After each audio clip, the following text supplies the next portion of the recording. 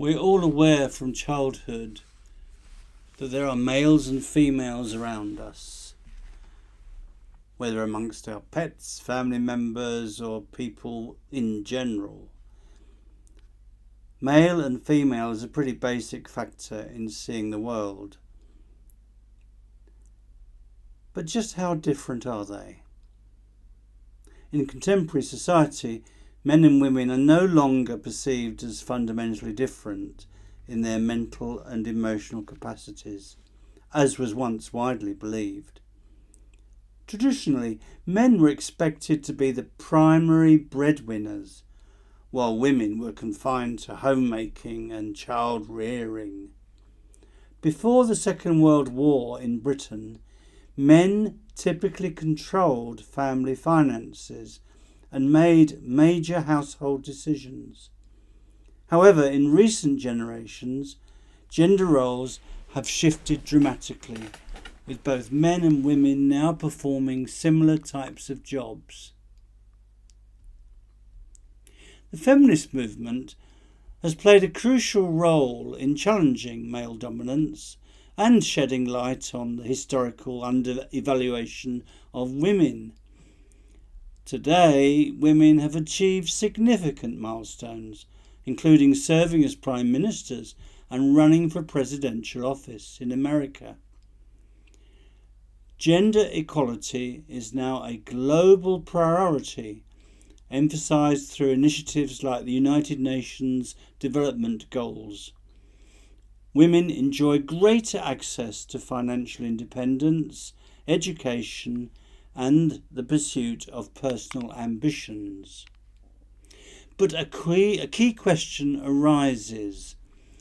Does recognising men and women as equals mean they have identical traits, identical abilities, or whatever? Some women resist discussions of any inherent differences, fearing that acknowledging them could reinforce outdated stereotypes. Society's tendency to prioritise wealth and power over compassion and caregiving, I think, contributes to the undervaluation of traditional female roles and perpetuating persistent pay disparities. Some people argue that gender itself is largely a social construct shaped by cultural expectations rather than biological differences. And from this perspective, distinctions between masculinity and femininity are seen as outdated and potentially harmful stereotypes. Modern feminism often seeks to celebrate feminine values, however, without reinforcing traditional gender roles. Now, the field of psychology distinguishes between socially constructed gender roles and innate sex-related differences. Research suggests that while men and women share many characteristics, they do tend to differ in areas such as facial expressions, temperament, risk-taking, moral orientation, as well as non-verbal communication. Yet critics argue that such differences stem more from cultural conditioning than from biology. Yet, to my mind, the consistency of certain gendered behaviours among young children and across different cultures suggests that some differences may be natural and universal. The spiritual philosopher Emanuel Swedenborg proposed that men and women have distinct orientations towards love and wisdom. He suggested that men are generally inclined towards thinking in the head, while women are drawn to emotional intuition of the heart. I understand Swedenborg to say that these tendencies reflect only a different degree of an inclination.